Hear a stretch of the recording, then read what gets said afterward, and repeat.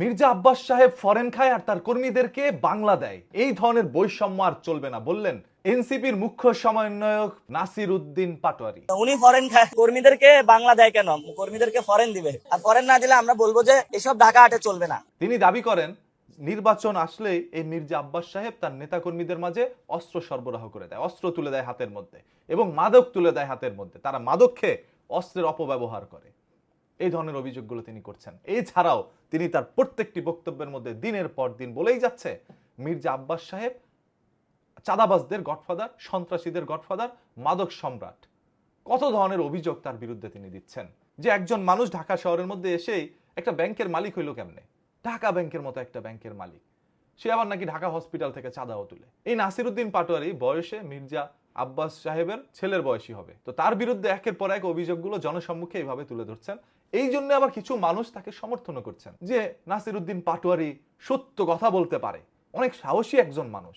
এই ঢাকা ৮ আসন একটা কমেডি স্টেজে পরিণত হয়েছে। বাংলাদেশে মনে হয় আর কোনো আসন নাই, আর কোনো খবরও কিন্তু আসে না, শুধু ৮ আসনের খবর প্রতিদিন হয়, কারণ এটা খুব সুন্দর একটি জায়গার মধ্যে আছে। ৮ আসনটা মনে করেন অনেক মানুষজন থাকে, অনেক সাংবাদিক থাকে, অনেক কন্টেন্ট ক্রিয়েটর থাকে, যার কারণে খুব দ্রুত এইগুলো প্রকাশ হয়। বা সবচাইতে বেশি ঝামেলা মনে হয় ৮ আসনেই হচ্ছে। এখানে কথার যুদ্ধ হচ্ছে, একজন আরেকজনকে কথা বলে শেষ করে দিচ্ছে। মির্জা আব্বাস সাহেব এখন পর্যন্ত ধৈর্য ধরে আছেন, তিনি ওইভাবে নাসিরউদ্দিন পাটোয়ারিকে কিছু বলেন নাই।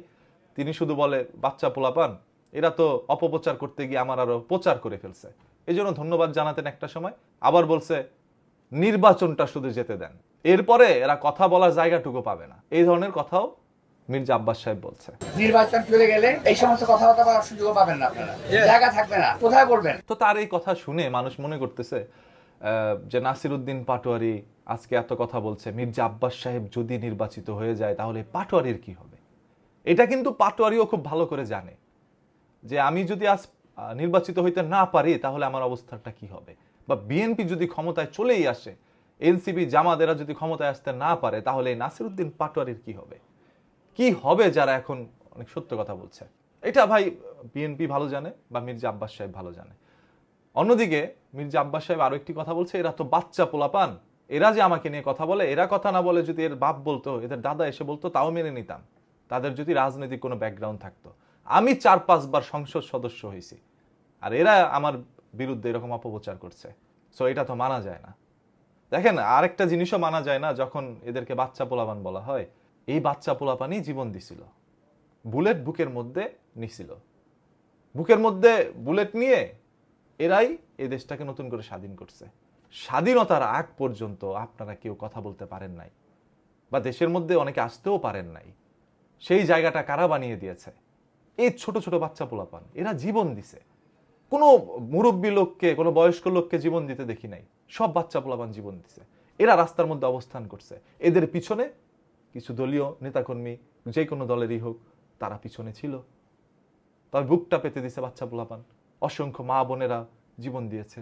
আজকে তাদেরকে যদি বাচ্চা বলেন, জিনিসটা খুব হাস্যকর মনে হয় না?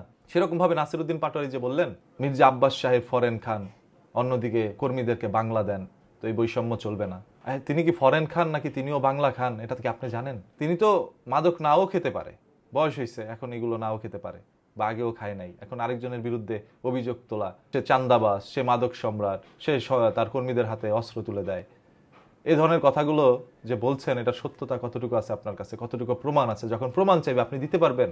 তাই আমি বলি যে যে যার বিরুদ্ধেই কথা বলেন, প্রমাণগুলো হাতে নিয়েন। এই যে এখানে আমি যতগুলো কথা বিশ্লেষণ করছি, আমার কাছে সব নিউজ আছে, নিউজ লিঙ্ক আছে, আমি সেইগুলোকে বিশ্লেষণ করে আপনাদের সামনে তুলে ধরি, প্রমাণ আছে, প্রমাণ ছাড়া কিছু বলি নাই। সো এরকম প্রমাণ রাখেন ভাই, যেই বলেন। আপনারা হয়তো নির্বাচনের প্রচার প্রচারণা চালাতে গিয়ে আপনাদের মস্তিষ্ক অনেক সময় কাজ নাও করতে পারে, এই জন্য বলছি প্রমাণ রাখেন, প্রমাণ রেখে কথা বলেন। এই নাসির উদ্দিন পাটোয়ারি যে দাবি করেছে মির্জা আব্বাস সাহেব ফরেন খান আর তার কর্মীদেরকে বাংলা দেন, এটা কি আসলে সত্য কিনা আপনারা কমেন্ট করে জানান।